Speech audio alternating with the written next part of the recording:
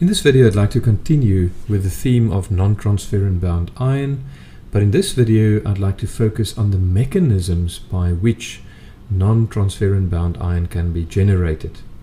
If you haven't seen the video introducing NTBI yet, I suggest that you first go and watch that one and then move on to this one, because this one really follows on the previous one. So we said that non-transferrin bound iron or free iron in the plasma is formed when the iron transporters, also called transferrin, is overwhelmed. There is too much iron around to be carried in the circulation by transferrin. And in the video on transferrin saturation, we discussed how this all works, but let's just say that when the transferrin saturation, for whatever reason, goes beyond 60 to 70%, you start seeing the development of, or the generation of non-transferrin bound iron that would be found free in the plasma. And there's a number of important mechanisms by which this can happen. So let's just look at these systematically and see if we can understand how it works, because if you understand it, you'll remember it, and hopefully after this you'll have a much deeper understanding of iron physiology and metabolism in general as well. So the first mechanism would be to just think about iron absorption. So iron absorption takes place in the duodenum, but there are situations where this absorption could be increased to a much higher level than normal. So let's just say the iron comes in here much more than would be the norm. And this often happens in conditions such as hereditary hemochromatosis, where there's a genetic defect leading to increased iron absorption. And this can also happen in conditions such as ineffective erythropoiesis, and I explained this in much more detail in the video on erythroferrone. The second mechanism would be to overwhelm the storage systems. So if we think about iron storage, the reticuloendothelial system, which includes macrophages in the liver, the spleen, and the bone marrow, this system has a limited storage capacity of about 10 to 15 grams of iron. And once this becomes overwhelmed, the excess iron that was stored in the cells will flow back into the circulation. So let's just say iron here in the liver will move back into the circulation. Iron in the spleen, iron in the bone marrow can go back in here. Now this most often happens with long-term iron overload from conditions such as hereditary hemochromatosis, but it can happen much quicker if your patient is transfusion dependent. So let's just draw a unit of blood here, and we'll connect it up to the circulation again, and you'll remember that each unit of blood contains 200 to 250 milligrams of iron. So after about 50 units of blood, you would have completely overwhelmed the storage ability of the body. Now, in practice, we see that there's already non-transferrin bound iron generation at a much earlier level. So even after sometimes 10 to 20 units of blood transfused, you can see that patients start having NTBI.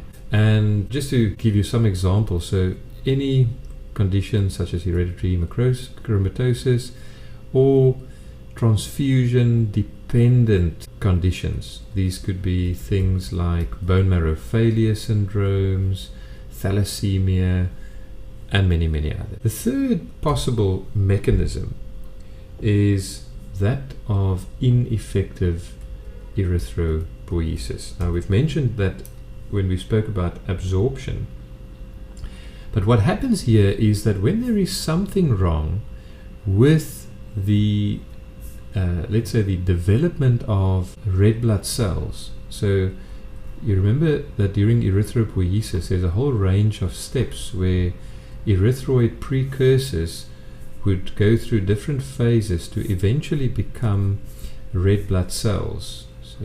So that's a reticulocyte, and eventually you will have a red blood cell. But there are conditions such as thalassemia major, for instance. Myelodysplastic syndromes would be another example. And in these conditions, because of some genetic abnormalities or defects, the red cell precursors do not develop to adulthood. If they don't develop to adulthood, they are catabolized because they undergo apoptosis, and or they are destroyed in the bone marrow, which leads to the release of iron. So let's say these precursor cells containing iron, of course, because they've taken up iron already from the circulation, when they are destroyed, they release iron, and this iron that is released will move back into the circulation, and eventually initially it will be carried on the transferrin molecules, but when the transferrin molecules are overwhelmed, free non-transferrin bound iron will be seen in the circulation. So let's say increased release relative to the amount that can be carried.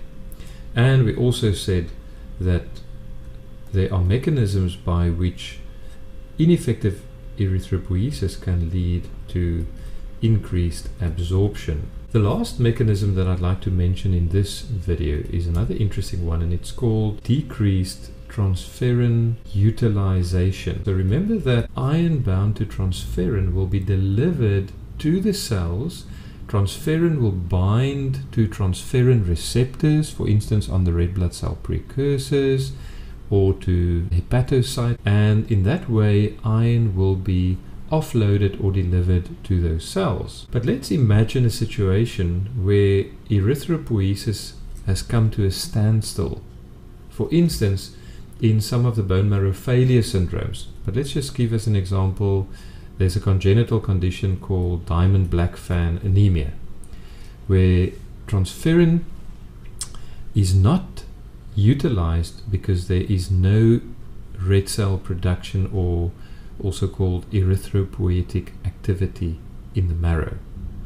Now what happens there is quite logical. If the iron is not removed from the circulation, but the patient continues to absorb iron, continues to recycle iron from red cells that were broken down here in the macrophages, and sometimes added to that, of course, these patients are also transfusion dependent. So they are receiving iron from 1 to 3 different sources at least, plus they are not utilizing the iron.